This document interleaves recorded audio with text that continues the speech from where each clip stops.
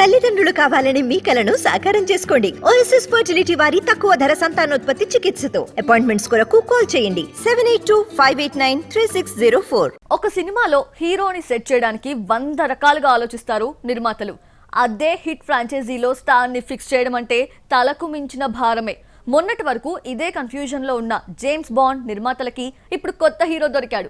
తమ కొత్త ప్రాజెక్ట్ ని ఈ హీరోతోనే తెరకెక్కించబోతున్నారు. ఇంతకీ ఎవరా హీరో?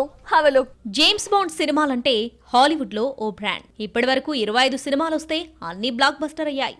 నిర్మాతలకు భారీ కలెక్షన్స్ ని తెచ్చాయి.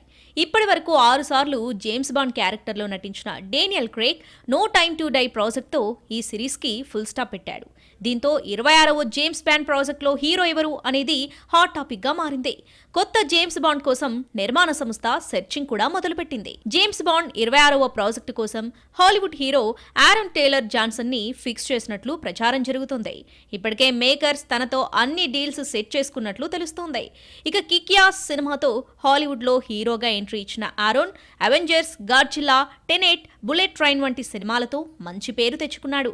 యాక్షన్స్ సీన్స్ లో తనదైన ముద్ర వేశాడు. ఏజ్ పాయింట్ ఆఫ్ వ్యూలో చూస్తే జేమ్స్ బాండ్ పాత్రకి ఆరోన్ పర్ఫెక్ట్ చాయిస్. అందుకే మేకర్స్ తనని ఫైనల్ చేశారట.